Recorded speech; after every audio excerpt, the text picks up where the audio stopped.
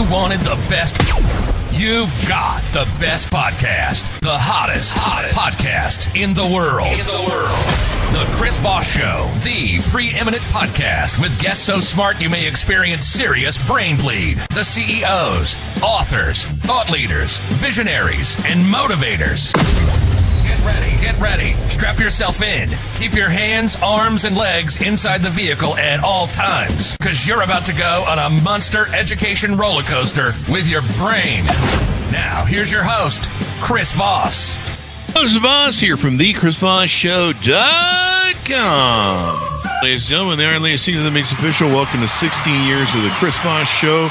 Nearly 3,000 episodes, the oldest living broadcast of podcasts to be putting out daily, 3 times a day, that is, Monday through Thursday, new podcasts. We are that old. We're like ancient. So all the more reason to help us replace our knees and our titanium hips. Go to goodreads.com/Chris Voss, LinkedIn.com/Chris Voss. Chris Voss one on the TikTok and all those crazy places on the internet. Opinions expressed by guests on the podcast are solely their own and do not necessarily reflect the opinions of the host or the Chris Voss Show. Some guests of the show may be advertising on the podcast, but it is not an endorsement or review of any kind. Today's featured author comes to us from bookstolifemarketing.co.uk.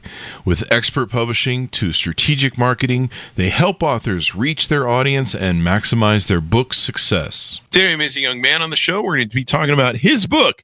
And I love the title of this. It is You're Fat. Stop Eating. The Power of Fasting and a New Way to Think About Body Fat by Oman Morales. Yes. Hello, Chris. Hi there. How you doing today? I am good. I am excellent, sir. I am excellent. So you started in the fitness industry 30 years ago. You've been passionate about helping people physically, mentally, and emotionally. You teach from your study of fitness and nutrition and experience applying what you learn. You can take complex information and make it available to everyone in a common sense way that you do. And you grew up in Northern California, and now you live in Tennessee. That's got to be a change. Absolutely. Maybe, it depends on which part of Northern California you're in. Some of it gets really northern, if you know what I mean. I don't. Got it. It was Sacramento. Lots of woods. Yes. So you're from. Do they have ticks up there in Northern California? They probably do, huh? Yeah. You're familiar with that in Tennessee, I'm sure. So give us a 30,000 or .coms. Where can people find you on the interwebs? My main website is not You're Fat, Stop Eating, but it is my primary focus is, and you can see here the shirt, fattesttime.notweight.com. That's where you'll find all my links and everything like that, and things that are going to be coming as well. Yeah, and weight is in being fat. So yes, not as in WAIT. Scale weight, exactly. Yeah, WEIGHT. You got to always help things for the Gen Zers. Got it. Anyway, so give us 30,000 overview. What's in the new book? The new book, or fat. This one. Okay, You're Fat, Stop Eating. Basically, I was starting fasting for myself and my wife. We started fasting and really realized that there's a lot to learn in this area. And the more I studied, the more I experienced, the more I realized people need help in this area in a big way. And when I realized my main concept, one of the main concepts in the books is fat is time, not weight. I realized that I needed to get this out to people, to get a change in the way they're thinking, because when people eat consistently, we never kick into fat burning mode. And it's only that gap of time when we're not eating that we can actually kick into fat burning mode. And that's where we really want to get to, especially if we've got some excess that we want to burn off. And so I realized there was a need for it, and a big need. That's the reason for the title, because the title is actually a wake up call to people to say, hey, wake up. Got fat on your body, and it's not the end of the world, but now it's time to do something about it. And basically, it's about how much time are you carrying around on your body? Think about that. It's like people are carrying months. Some people are carrying years, right? And so it's being able to just stop eating, and that's how you kick into that fat burning mode. That or how much short of time are you carrying on your body that's ending your life sooner, maybe? That's another way to look at it. That's for sure. But no, there's so many misnomers around fasting. There's so much misinformation. There's so much quackery. You can go on TikTok and get 5 million variations of whatever sort of health thing there is out there. And so I'm glad you're tackling it and making it to what works for people. And it sounds like you and your wife are active in fasting. Correct. Yeah, we're doing right now. We're doing a 4-3, which is 4 days of eating and then 3 days of fasting on a weekly basis. Yeah. And so we've been doing that for the last month, and I'm loving that protocol. It is absolutely incredible. So we're practicers. We continually look at new ways of being able to implement this in our life, change it up, try new things. And so that's really what I want. Part of the book, the main part of the book, fasting is mostly mental, right? Yeah, it really is. And so it's getting through the mental phases that you're going to go through. That's a big part of what my book's about, is that it's a journey that you're going to go through. And in every journey, there's excitement in the beginning. There's an area where there's danger. It feels like the valley, right? And then there's the coming out of that valley where you succeed through it. Fasting is no different. And so I wanted to get that out to the world as well, that it's something that you can do. You're just going to have to go through that process. And it's a process that's well worth going through. And if you so many people will try it. Oh, I'll just hand it myself. I'll just do some fasting. Like one time, my buddy called me and he goes, "Hey, I've been fasting this whole time. I haven't eaten for 2 hours." I'm like, "That's great. What are you doing?" Diet Pepsi and no food. Ouch. That sort of thing. And you're like, it's not fasting. But I'm not eating anything. You're drinking 5 pounds of sugar a day probably to make up for it. Exactly. That's absolutely not fasting. And juiced fasts fall into the same category. Oh yeah, juice fasts. I love those. Yeah. What have you been drinking this whole time? Oh, lemonade. Oh, yeah. Oh, okay. Yeah, that's 5 pounds of sugar. Let's take the fiber out of the fruit, which is the only thing that slows down the rate of entry of the sugars in your bloodstream.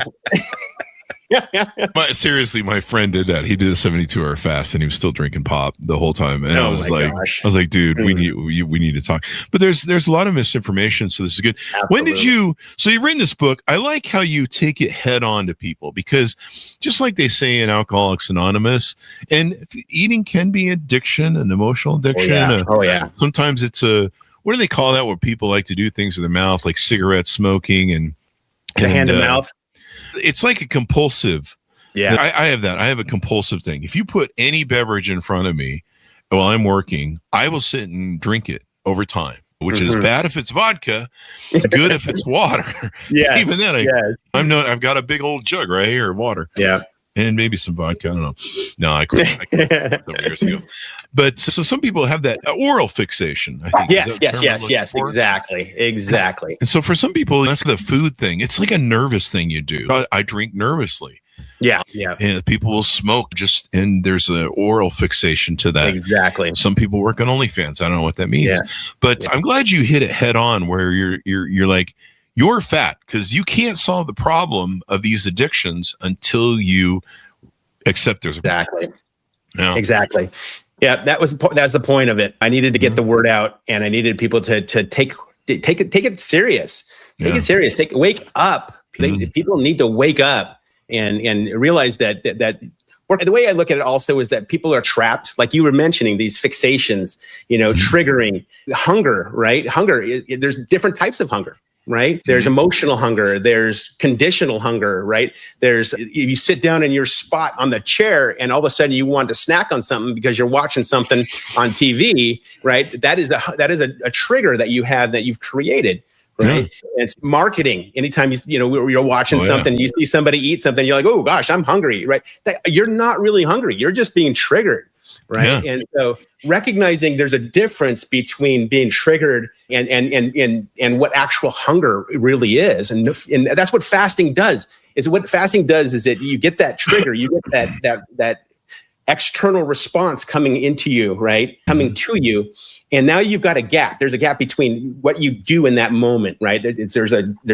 I can eat, I can not eat, I can do a push-ups, I can do breathing exercises, right? There's so many different things that I can do. But what fasting does is it creates a space for you to be able to realize what's going on. You start to see your patterns. And I love that about fasting, because when you take food off the table, I call it taking it off the table, meaning it's not even an option anymore. The mind still goes. The mind still does its thing. You still watch the shows that you're watching. You're still in the movie theater. You're still getting these different triggers going into you, saying, oh, I want that. And you're like, do I really want that? Is that something I really want? And you realize it's not a hunger. It's just this desire that's been ingrained in us, and we bought into it. right? Yeah. I remember the days when, the smoking companies, they used to buy into the black and white movies like Bogey and all those people. And they would do it because you'd see them smoke in the movie and you're like, okay, everyone's smoke time. Yep. And it'd be that trigger. The other thing too, is there's a lot of BS rules that we make, a lot of con job rules. I don't know what you'd call them, but a lot of we just kind of bullshit ourselves. Maybe that's the right thing. And I used to have a lot of them. I used to believe that, geez, if I didn't eat something before going to bed when I felt weak and hungry, I was going to die. I might die in my sleep if I don't eat something before bed. Or you get the shakes and you're like, I got the shakes. I must need to eat something because my body's probably going to die any second now. Yep. I hear it all the time. I could never fast. I could never do it. People say that all the time. Oh, I could never do that. And the interesting thing is that as a human race of humans, our ancestors did it all the time. It wasn't a choice. It wasn't a choice. Our systems for being able to handle food come from them. Yeah. And they have not, our systems for handling food have not changed, but look at how much our diet has changed. And so it is, one of my favorite analogies for that is it was in a documentary I saw called The Perfect Human Diet. And in that they talk about, take a football field. If you take a football field and you say that football field is a human history of nutrition. Okay, from the time that we were human, we stood up to the time that we are today, right? If you look at that football field, go through the whole thing, all the way to the half-inch line. Half-inch line is where everything started to change. That's when we started to process foods. That's when everything started our nutrition became very, very different. We had an abundance of food. There was too much food. We can get it anytime we wanted. Right. And it's getting worse and worse because all we need is a phone to get it delivered to our door now. It's amazing how easy it is to get food. But just think about that. Most of our human history was fasting and eating when we could. And what was it that we would be eating when we could? It's what we could kill or find on the ground. Yeah. And so looking at what that is, we need to get back to our roots. Right. Fasting is not a fad. It's as old as humans are. Right. And so it's one of those things to take under and to really understand that's in us. Right. Another analogy I like to use is Wim Hof. Right. He does the cold plunges and things like that. Uh-huh. So one of the things about that is that it's what he's doing is he's activating a part of our nervous system that used to be there that is no longer being used. It's a part of our nervous system that is self-regulation of temperature. Okay. And so that's there, but we don't use it. Right? We're not using it. And the only way that we can use it is to subject ourselves to these uncomfortable positions, these uncomfortable spots to be able to activate it. Yeah. Fasting is exactly the same. We need to not eat for a period of time to be able to get ourselves to be able to activate the different systems within our system, within our body that are so beneficial for us. Burning body fat, autophagy, which is basically a self-generation, self-healing process that our body will kick into if we stay in a fast long enough. Yeah. We'll be able to generate human growth hormone is secreted. Stem cells are secreted to be able to fix parts of our body. All of this comes from fasting, and it's all designed within us, but we just got to activate it. And the only way to activate it is to not eat. Yeah. And people don't even realize this is a natural system. So what we were designed to do was during the months of summer and spring and autumn when things were growing and easily to find, easily to plant, we could load up on that, just like bears load up on food. And then during the winter, they hibernate. And our bodies knew that we would have trouble finding food. So we could we could put on a little fat for the thing, but that would sustain us while we foraged for food during the winter months. Lean times. And so it's meant to come on and off. It's meant for us to not be eating all the time. Geez, I remember I used to live in a state where I was digesting 24/7 pretty much, especially the rocket shit that I would eat. And it's not something your body is supposed to be doing. No. And there's so many great things to it. And so I encourage everyone, if you're going to fast, to learn from someone like you, read some books, get to know what you're really doing. Because I tried to initially fast, and it started with me just switching to salads, but I was still drinking 10 Mountain Dews a day. Okay. And I'm eating better, and so this isn't quite fasting. It was baby steps in the right direction, 100%. 100%. So you can get frustrated. And then when you get frustrated, you go, this doesn't work. And you throw out the baby with the bathwater, right? Yeah. Absolutely. So getting started correctly, and that's what I've coached a lot of people through the process. It's mostly just having somebody there to walk you through it, right? It's because there's things that you're going to take. You have to be cognizant of when you're fasting, especially for your first fasts. One is that you got to make sure you keep your electrolyte balance up. You got to make sure you're supplementing your electrolytes, right? That's a huge one. The second one, and this is, I had to deal with this, was the addiction of carbs, right? And the withdrawal of that, And so because our body will switch energies, no problem, but our brain is a habit creator, and it doesn't like to change that much. And so it fights it, and it's going to fight it. And so it likes sugar, and it burns sugar, and that's its favorite. It's one of its favorite sources of energy. Mm-hmm. And so when we don't provide that sugar to it for a sustained period of time, it gets a little angry for the first few times. Yeah. Because what's happening? Think about it like this: you've got a rainforest, right? And you want to create a new pathway through that rainforest. Right, the first time through is going to suck. You're going to get cut. You're going to get there's going to be things there, right? And that's what we're doing. We're creating a new energy pathway. And so if we do it again and again and again and over again, then all of a sudden we've got a superhighway there, right? And so our brain needs to make that shift from burning sugar to burning ketones as an energy shift. And once it does, it's like somebody turns the light on. It's like dark. It's like when it's dark, you've got maybe some nausea, you've got some headaches, you got low energy, just not feeling good. They call it keto flu. And so what happens though is once you make that shift, all of a sudden it's like the lights turn on and everything's bright and everything feels, the energy is so there and you feel so good and your thought process is so clear. Right. And so it becomes this thing like you want to stay here. Right? Yeah. You want to stay in that spot. Right. And so I don't think I've had any more clarity. What's that? I was going to say, now your body's in that. You go. Sorry about that. I don't think I have any more clarity or energy when I'm fasting in my brain. Yeah. Exactly. Yeah, your body gets into that state where you're burning fat as an energy source. Now, when that happens, the offshoot of that, it's kind of like imagine you're burning fat and there's smoke coming off that fire. That smoke is ketones, and so now your body is burning the fat. Your brain is using the ketones as an energy source, and everything is just flowing nicely. You've got that, and it feels completely different once you make that transition over into that phase. And once you realize you're not going to die, most of us, I believe, from what I understand, have enough fat on us to live for at least 30 to 60, maybe 90 days. Depending on the person, that's for sure. Yeah, it depends on the person. The person who told me that when I was 300 plus pounds, 350 probably, said, you have enough fat for a year, Chris. You'll be fine. Yeah.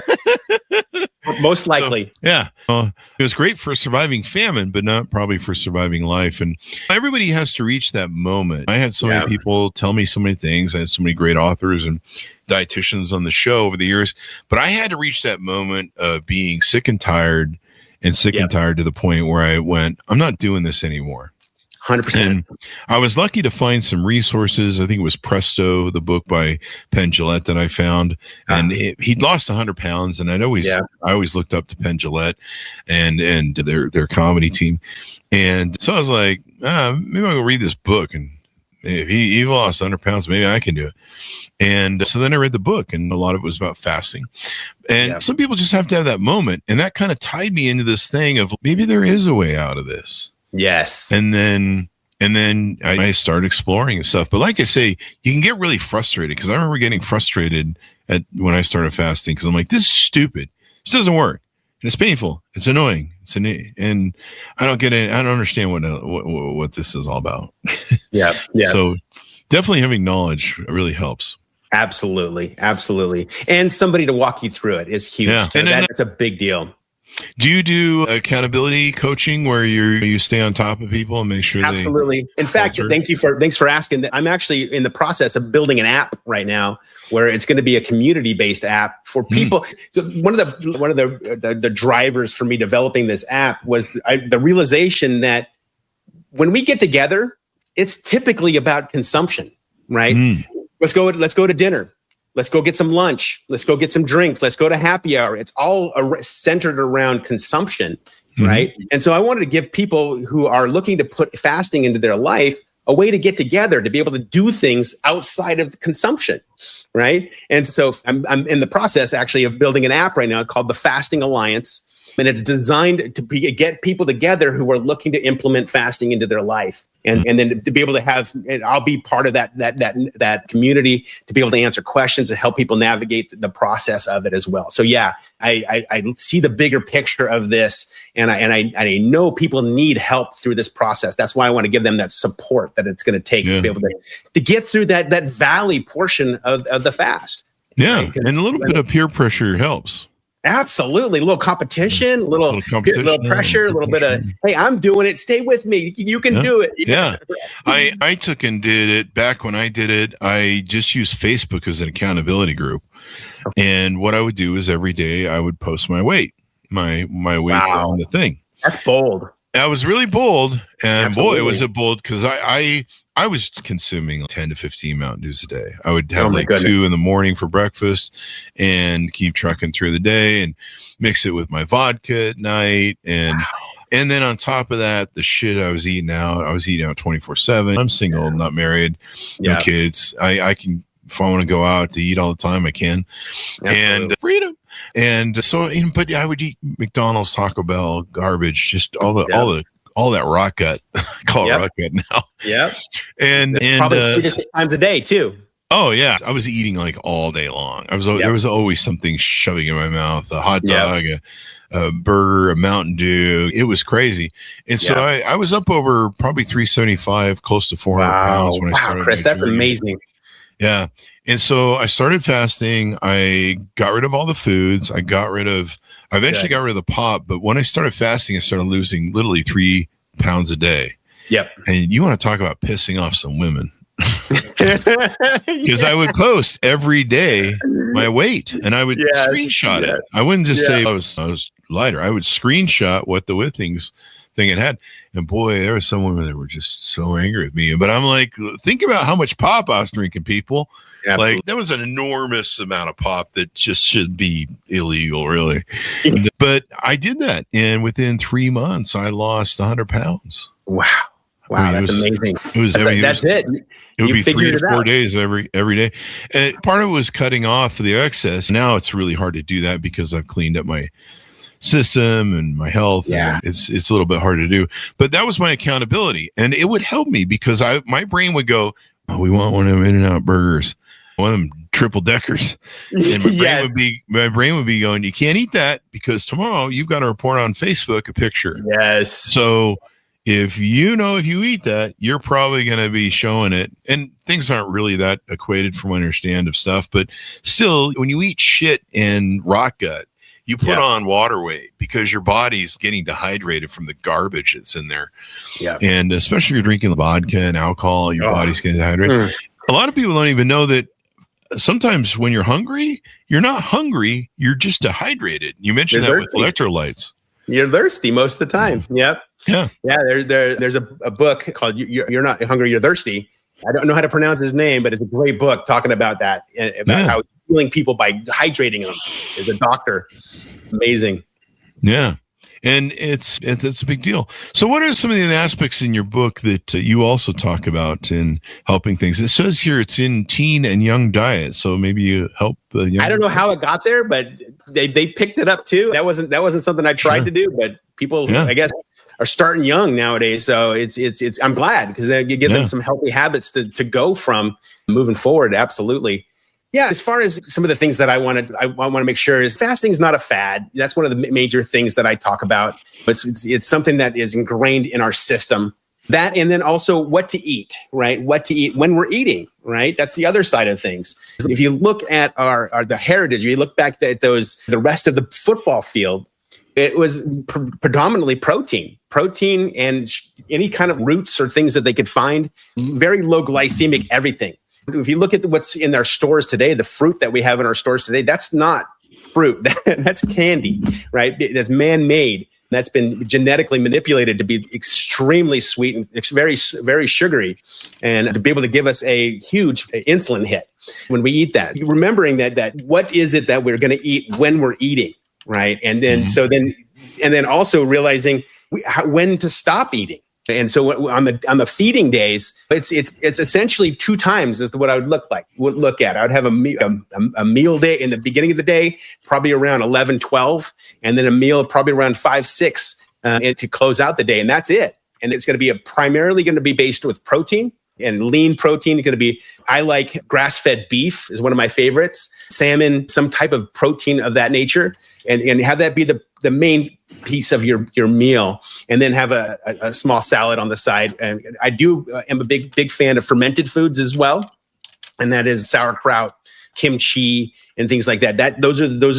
Those fermented foods have gut food. Basically, they want to feed the biome in your gut. And so when you are eating, make sure you're eating the right things as well to be able to just keep the system moving in the right direction.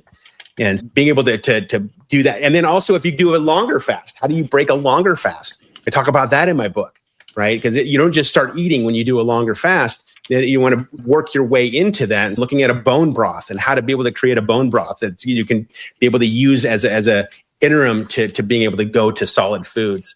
And so things like that are real important to understand. And there's a lot of things that I cover in the book. Yeah. Now, you do coaching and stuff like that for people. You work with them. How do they work with you, get to know, reach out to you, see if you guys are fit to work together, et cetera, et cetera? Absolutely. I would start with go to my website. There, you can join my subscribe to my website. From there, you can reach out to me. We can talk from there as well. And that's going to be one of the best ways to be able to do that. That's a great place to start. Look at my app. Look for my app on the App Store. It's coming out. Actually, I think it's out, but it's not completed yet. It's called the Fasting Alliance. That's going to bring in people together that are going to. One of my visions is to really make an impact. Steve Jobs said he wanted to make a dent in the universe. I see fasting as a potential way of doing that as well. And the reason why I see that is because of how much money is created and generated from our consumption. My next book is called You're Broke, Stop Eating, and it talks about the financial implications of overeating, right? And what you could be doing from day one, from the get-go. If you're going from 3 to 6 times a day of eating to 6 times a week of eating, what would that mean for you and your finances, right? Being able to get rid of debt, be able to put money into investments, be able to build businesses. There's so many different things that we've been conditioned to believe that we need to eat that much. And that's not healthy. It's not healthy for us. We're hurting ourselves in our health, and we're hurting ourselves in our checkbooks, in our savings, in our future. And one of the main concepts is, what would your future self want you to do in this moment? Yeah. And thinking about that, and you do the thing that your future self is going to be grateful for you to do, and you're going to be living a great life. Right. I mean, it is so nice to lose 100+ pounds. Oh, I can't even imagine, Chris. That is amazing. I'm so proud of you. Yeah, I went to a concert the other day, and I wore my old baggy 4X, 5X clothes. And I was traveling in the car with my 2 dogs, so we had to drive to LA. And when I'm driving, I need to just be relaxed, so I just wear trash. And I don't care. I'm not picking up dates on the way to LA. That's right. That's when I'm downtown on Hollywood and Vine. No, that's an old Hollywood and Vine. Who's that actor who was always picking up hookers on Hollywood and Vine? Was that Eddie Murphy? It might have been him. Yeah, didn't he pick up one that had an extra pole? I think or something. I don't know what that was about. But I'm trying. He's the son of Charlie Sheen. Oh, okay. Charlie Sheen was notorious for that. But no, I went down to LA for a concert, and so I just want to be comfortable. He's sitting in the car hot, so I'm wearing my big ass clothes. When I got to the concert, people are like, what are you wearing? A tent? What's going? Are you homeless? Like, don't people have clothes and food for you? And I'm like, hey man, I'm on vacation. This is all about comfort. That's right. But I could pull the shirt and basically show 2 of me. Yeah. It was crazy. But it is the best thing for you. And a lot of it is too is belief systems. People have I had all these stupid belief systems. Just dumb shit. One of the things that I got from the Presto book was, if it's in your house, it's in your mouth. So don't bring it home. Oh. And it's so true. It's so true. Because we all play that Faustian bargain with ourselves. We're like, if I bring home the big bag of Oreos, right? And you talk about how our social system and our marketing is designed. Oh, you save money if you buy the bigger bag. Exactly. And you're just like, I know if I buy the bigger bag, I'm going to have a moment emotionally, and then I'm going to be sitting there bent over the toilet, and I've got a whole bag of Oreos coming out, either side for that matter. But and so it's just, I bought the other day, I broke my rule, and I bought a bag of gummy bears, and I throw them in the freezer, and they're like really good. But you have to eat them slow because they're frozen. And I'm like, okay, this will work out good. There's no way I'm going to sit and down that whole bag. And I did pretty good, but awesome. I got down to the end, and I killed off a little too much that I should have eaten one day. And that's just the thing. And so I learned those rules. I learned the rules of when you go to the store, you stay on the outside. Outside is where all the fresh is. The closer you go into the middle, the more dead the food is. Exactly. And I learned to cook and stuff. You talk about saving money. So when I was in LA, my dogs are hungry and they like chicken, and I'm in the hotel, and just taking them out of the hotel, down the lobby, down the elevator, out to go get food, drive around LA, that's a risk factor in itself. And I'm just like, we're contained in the thing. I'm just going to order, what's that? DoorDash. And I never ordered DoorDash. I come from a generation where if you pay $10 for a hamburger, you don't pay $40 for someone to deliver you a $10 hamburger. Right. Just is not. It still won't work. I can have as much money as I want, and I made a lot of money in my life. Yeah, it still just will never square with me. I would just be like, no, I get in a car and go get the burger.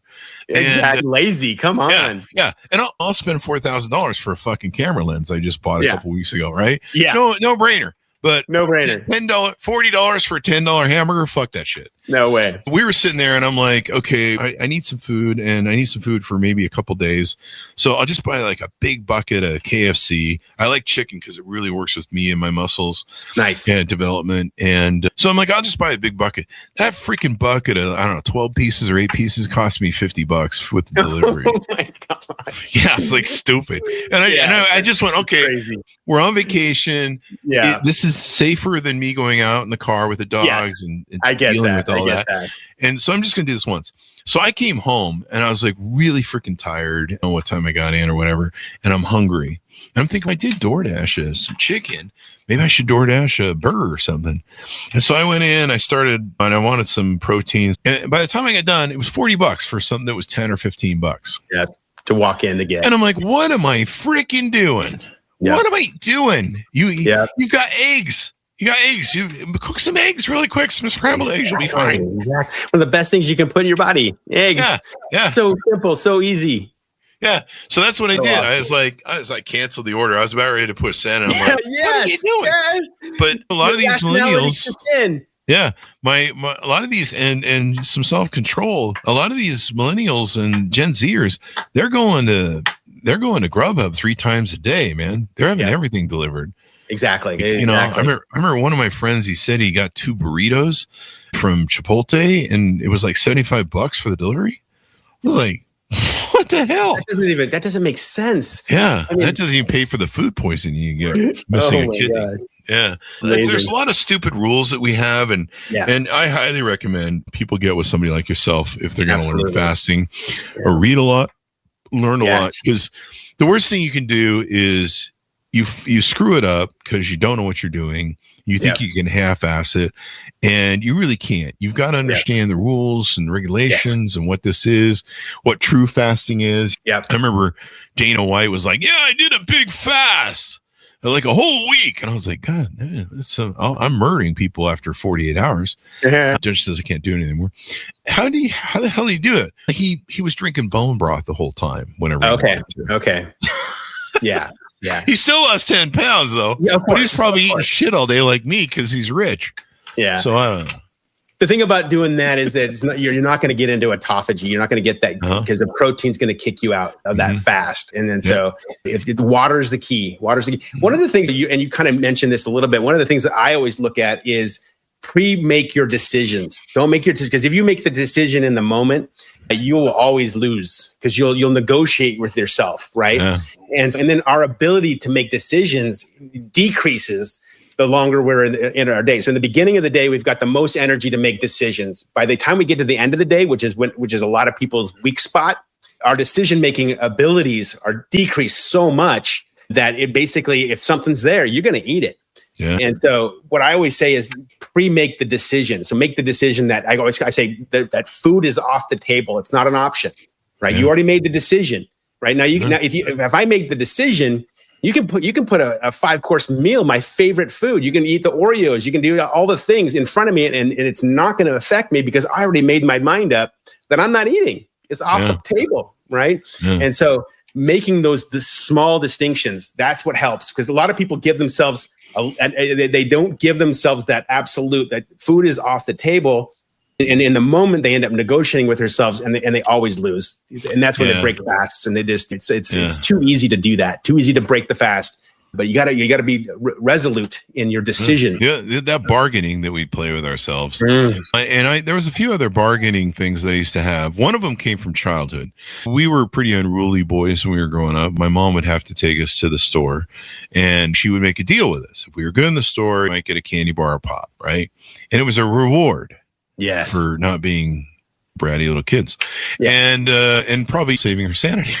Yes. But my brother was the type of kid who would just run off and talk to anybody. He would just be gone in a second and miles away, and he'd be making friends with strangers, which wasn't good in the 70s in Southern California when the Moonies are out and they're grabbing people and all sorts of. I still don't think it's good now, but he'll say straight away, "Hey, you're probably right. I don't know." Sadly, no one took him. But anyway, no, that's a joke. I didn't mean to kill him, just to, kidnap him, raise him as your own. That happened a lot back then too.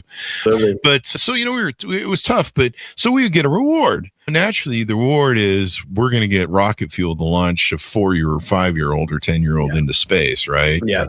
And I think I lived on the cusp of when we had real sugar, and then somewhere in the late 70s, early 80s, we moved to that high fructose corn crap.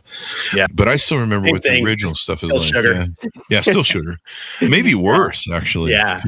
Your body doesn't know how to process some of this chemical exactly. stuff. In your Broke Stop Eating, I did some research, and I found out that I found over 100 names for sugar that the food manufacturers use to trick us, thinking that it's okay. It's tricky dicky, the way they play. Oh yeah, people all the time, they say, "Hey, my sports drink says no sugar in it. That's really good." I'm like, "Yeah, does sucralose in it?" And sucralose make me sick. It's like 600 times sweeter than sugar. I will get sick from it. I couldn't figure out why I was drinking one of those pre-drinks before going, and it was the sucralose in it, and it was dude, I was getting sick. I would go to the gym. I would go to the gym, start working out, and I'm like, I want to puke. Yeah. And and that night I did look in the mirror at myself, so that was probably it. And I was in a Speedo working out at the gym there. Anyway, what are some other things we need to know about some of the things you do in working with your clients and helping people in your book? Most of the time it's just being there, but when I'm talking to somebody who's in the process of fasting, being there for them, hearing where they're at, recognizing that the symptoms that they're going to be going through, realizing it's a process, right? It's a process, and everybody gets started very excited about doing something new, and then eventually you're going to hit that point where it's this breaking point. And so being able to coach people on how to be able to navigate that. Hot showers help. Doing things to get your mind off of it. Like my wife fasted through court. She was a juror, right? Oh, wow. It was the best. She said, I got my mind off of fasting completely. Things like that can help you be able to get through it faster, just without having to be present in it constantly. But yeah, it's just having somebody who knows the terrain is most what I do is just, yeah, you don't worry about it. You're good. Keep going. Tomorrow, when you wake up tomorrow, you're going to feel so much better. And that's one of the things I tell people all the time, because it's true. On the second day, that's where for me, that's where it was this breaking point. It was just like, oh gosh, I had headaches and I was nauseous, and I was living in the shower because that's the only place that I could go, hot tubs or shower, that would just help me feel better. But when I woke up the next morning, it was like I said, the lights turned on. Somebody turned the lights on while I was asleep. Yeah. And my life just all of a sudden became very vivid, and I felt great. I could work out. I could do the things and go through work without having any any kind of you going backsliding of energy or mindset, or as long as I was doing as long as you're doing your electrolytes, right? If you don't do your electrolytes and you don't be consistent with that, you will feel that in your mental capacity. Yeah. I remember one time my wife was like, I was having a conversation with my wife, and she's, you need to take some electrolytes right now. And I think I was like stumbling on words, couldn't get it out, couldn't remember what I was trying to say. Right? Get some salt right now. And I tell you, as soon as I did, it was probably like 10 minutes later, it was like, oh, wow, that's different. And just you can feel it kick in. And it was just things like that to remember that what it's going to be, and that you can do it. I think that's more than any the message that people need to know. You can do it. Humans have been doing it for eons of times. Fasting, exactly. Between religion and other things. Goodness, religions. Every religion, and that's part of my book too. Is every religion, major religion, has fasting in it. But it's something that is part of it. It's the Greeks used to do it because they would want to be able to have better thinking processes. Yeah. And it is not something that's new. It's not a fad. Yeah. This is old school. This is as old as it gets. And people need to know that it's in you. It's in you. And these systems are in you, and you can activate them. But the only thing, the beautiful thing is that you don't have to do anything to activate them. You just don't eat. You stop doing things to be able to get those systems activated, right? And then the other part of my book that I like to talk about too is, what are you going to do with the extra time that you get when you're not eating? Oh, yes, dude. Think about that. How much time goes into thinking about preparing, eating, and then cleaning up and putting things away, right? All that, it's averaged out to 2 to 3 hours a day in just thinking about and doing things for food. Right? And then you got to go poop it out. That takes another hour. That's not even including that. Watching TikTok. That's not even including that. That's another half an hour. What are you going to do with the time too, right? So it's, what are you going to do with the money that you save? What are you going to do with the time that you save? Right? That's what my books are about. And it's my new one is all about the money, right? It's all about the money. It just shows it. Like, I got a quote it was a Warren Buffett quote. It was talking about a cup of coffee, how he wouldn't get a cup of coffee because he saw that $3 cup of coffee, not for what the cost of the coffee, but what that would be exponentially over 30 years in some type of fund. So it's a different way of thinking. It's a long-term thinking versus the I want it now. And I know kind of the scenario is realizing you don't need it now. Yeah. You don't need it at all. You can go a significant amount of time without having it. And then you're going to be able to have it later on if you want it, but just to know that it's you don't have to eat so much so often. Yeah, I would buy those suitcases of Mountain Dew, and that would last, I don't know, a week or something.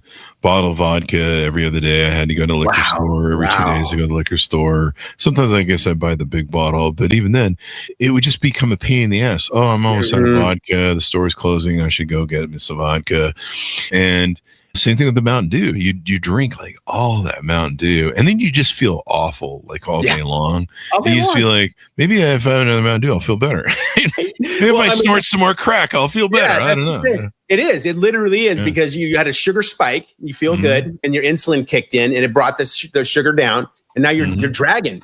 Now you're dragging. So you're like, I need to have another soda. And so you have another soda, you get that sugar spike, you're like, okay, I feel better. But then insulin kicks in, and all of a sudden you're back to where you were. Right. Yeah. And that's the process. That's what people do all day long. Right. Yeah. And with that, that's where a lot of the diseases are coming from. And it's just a spiral. It's a spiral. And the greatest thing is you don't have to do anything. You don't have to learn anything. You want to learn things, but it's like, you want to learn something, but it's like, it's stop eating. So my friend years and years ago taught me this trick. It was like 20 or 30 years ago. He taught me this. I think I'd been in my 30s. So 20 years ago, he said, you ever notice how when you look at the outside of a store, what's on the outside of the store? All the freshest foods. The produce section is all on the edge of the store. It's not in the middle of the store. It's on the edge of the store. There's a reason for that, because the food goes bad quickly because it's live food and they have to change it over quickly. The food, as you move towards the middle, is the most dead. And you have the chip aisle, the pop aisle, the frozen foods. The frozen vegetables aren't that good for you. cereal aisle. They use a lot of salt to blanch frozen vegetables and fruits and stuff. I don't know about fruits, but I know they use a lot of salt to blanch them and flash freeze them quickly. And so those aren't even as good. And so I learned that you just don't go down certain aisles in the middle of the store. You just don't go. I know people that are like, I have to go on every aisle. No, you don't have to go on every there's no rule. No way. You can do what you want. You're an adult now. And so I skipped the freezing line. I skipped the cracker line, the chip line, the pop row, cereal row. Yep. I just go right. It ceases to exist after a while for me. I'm just like, it doesn't even exist, I didn't know there was a pop row in this store. It's been here 500 times. And then and there's the vegetables. And that's it. Right? That's it. Some dog treats for the dogs. Exactly. And so one of the other things I used to do for accountability was I used to take, and because I always play this, I mentioned earlier, but when I was a child, we get candy bar or pop for reward for being good. Yeah. Here I am at age 45, I think is when I started this. And I have this dumbass rule still. Oh, I was really good at the store today buying my own groceries and I need a reward. So I need a giant tub of Snickers and a giant tub of pop. Yep. On the way out, you get them right there. They got them right there at the counter for that impulse hunger buy. I'm like, what stupid rule is this? I'm an adult. I don't need a reward for going to the store. Yeah. And what kind of reward am I doing? I'm poisoning myself. That's like drinking poison going, I need a reward. Yes. And that's backwards. That's for sure. But I'll tell you, that's not uncommon. It's not uncommon. It's these hooks that we get that get hooked into us, right? And we have to remove those hooks to be able to get the. And that's what fasting does is it gives you this gap of time where you see all of those hooks. Right, you see them; they're there, they're visible. They're not going away. Even though you're fasting, you're still going to have those the mental hooks coming in, right? And so now you can see them, and now you can start to remove those. You can start to take those out. It's the delayed gratification, right? That's one of the. Remember I don't like talking about it, but it's the marshmallow study back in the day, right? Where they gave a kid a marshmallow and said, "Hey, here's a marshmallow. You can eat this marshmallow, but if we leave and come back, you can have 2 marshmallows, right?" And it was the watching the kids deal with that decision, right? Some of them just ate it, right? Some of them just ate it. Some of them were like just look at the marshmallow and turn away from it. Some of them would just put their face in the corner of the room, right? All these things to be able to not eat that marshmallow. But what the studies showed that the kids that did not eat that marshmallow, they were much more successful in so many different areas of life than the kids that did. And it's that ability to delay gratify, the ability to take charge of who you are actually, because you're the one making the decisions, and to be the one, and it's not anything else. It's not emotion. It's you are making the decision to do that. And fasting is one of the best ways I've ever found to be able to develop that skill. Yeah. And it becomes, and it works its way into all different areas of your life from that process. I'm sure you've experienced it as well from your fasting, that you change as a person because of it. You really do. You grow. It's the discipline and stuff. Amazing. And you just get used to it. And like you were mentioning earlier, it helps if you have someone like yourself coaching you, because you can see outside the box for them. Yes. When you have all your bullshit rules of eating like I did, and most people do, our little Faustian bargains. I'll bring it home and I'll just have one Oreo. Yeah, I won't eat the whole bag later. And so a lot of those games, but then a lot of the tools. I used to hate coffee, but I had to give up Mountain Dew. And I needed caffeine. That's the one thing I can't give up, or else there's murdering that takes place. Exactly. And the judge says it fits in fasting. It fits in fasting. Yeah. So you can drink coffee. And so I get high quality coffee. One other thing I learned is get a high quality water machine with reverse osmosis. Yeah. If you have good tasting water, you'll drink it. But if you have that tap water, nasty stuff, I don't know, you're going to drink a Mountain Dew to wash it down. Exactly. Probably desalinate it or whatever. 100%. But the other thing that I learned was lemons. Yes. Lemon water is a great way. If you get those hunger pains, have some lemon water. Yeah. The other really cool trick that I learned, I think I got this from Presto, was apple cider vinegar. Apple cider vinegar. I knew you were going to say that. Yeah. Put a little bit of that in a thing, fill it all the way up with water, so it's not, because people are like, how do you shoot that? I'm like, you put a little bit in the cup and you fill the cup with water and then it's not so bad. If you can take a shot of tequila or a shot of vodka, come on, a shot of lemon and apple cider vinegar and a little water, not down the hatch. It's not piece of cake. I drink too much of that sometimes. You drink too much of that, you will be dancing on tables just from pain and agony. And then the other thing, like you mentioned, hydration. So making sure you're hydrated and stuff. And one of the cool things I found, I was in this shop here in Utah that sells, it's Redmond salts. You probably heard of them. I think they're worldwide famous Redmond salts. Absolutely. And I was walking around their thing, and they got a little diner there, and they sell, at that time I was drinking raw milk from them, and they had all their Redmond salt stuff. And there was this bag of rock salts that were minerals. You see all the minerals in them. Yes. Just little small ones. And they go, this is for fasting. And I'm like, what the hell is this about fasting? Rock. And they go, yeah, you just suck on the rock and you get the minerals and the salt that are in the rock naturally. Wow. And I was like, come on. Yeah, it's $25 for the bag. It was like this giant bag I still have of rocks. And son of a gun, that crap works. If you're hungry fasting, you just suck on one of those for a few minutes and it will go away. It's amazing, right? And it's great. And you feel good because it's electrolytes. Yep. But yeah, if you learn those hacks, you can really do it. So I used to do this pattern every morning. You drink coffee. If you want more coffee, have more coffee. You want more energy, drink more coffee. And buy good, high quality coffee. And then high quality water. And then once you start feeling the hunger pains, have some apple cider vinegar. Start having some hunger pains, have some lemon juice. And I would just cycle it. Yep. Suck on the rock for a little bit, and it literally would go away. It would just disappear. It does. Sucking on a rock. Yep.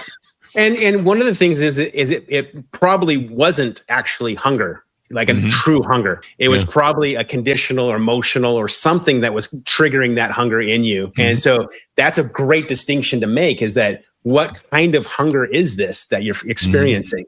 If you can label it, then all of a sudden you go, oh, that's I'm in my spot on my chair, and when I sit here, this is when I get the popcorn out or whatever. So you start to recognize the type of hunger, and then you can label it. Now it's something you can just move to the side. You're like, oh, that's not even real. I'm not truly hungry. That's just conditioned response that I'm going with, right? And so being able to experience that and to be able to recognize those things is absolutely fundamental to being able to make this a lifestyle long term.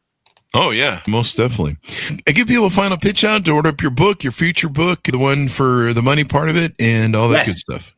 I've got Your Fat Stop Eating is on Amazon right now, available on Audible as well as on Amazon and in soft cover.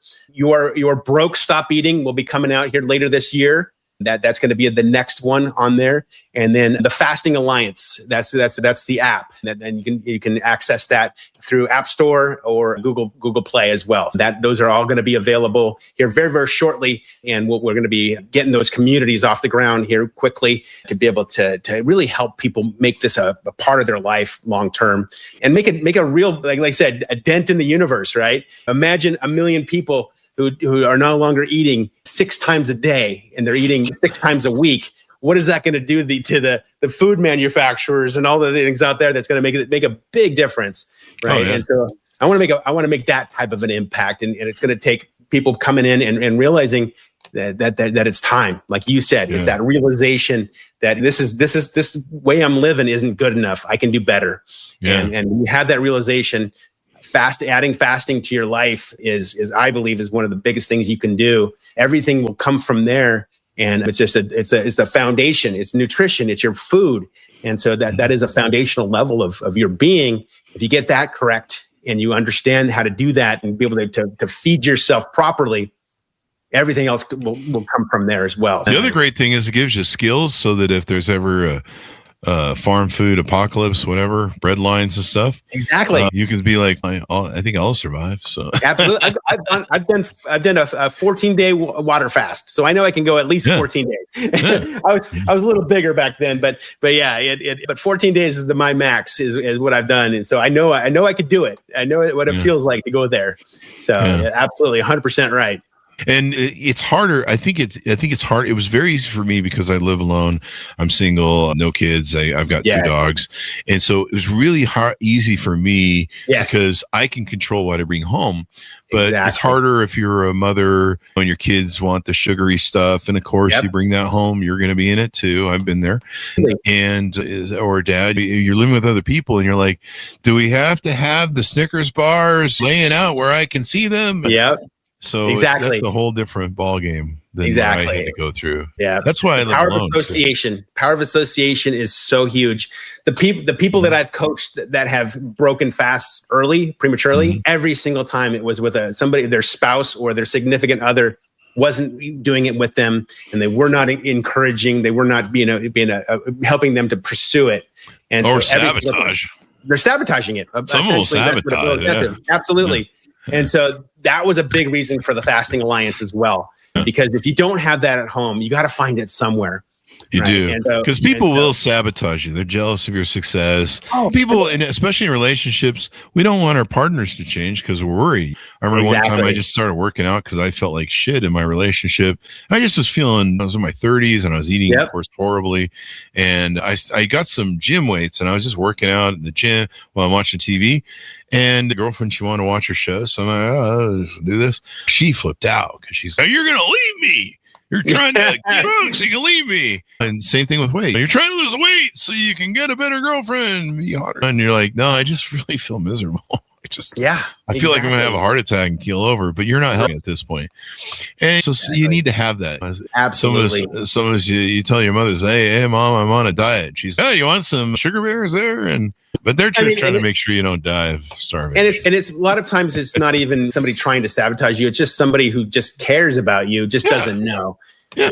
They don't know what's going on. They don't understand. And how do you handle that? A lot of my new book is going to talk about all the different psychological aspects of not eating, right? And being able to think about it, pulling away from your society in a way.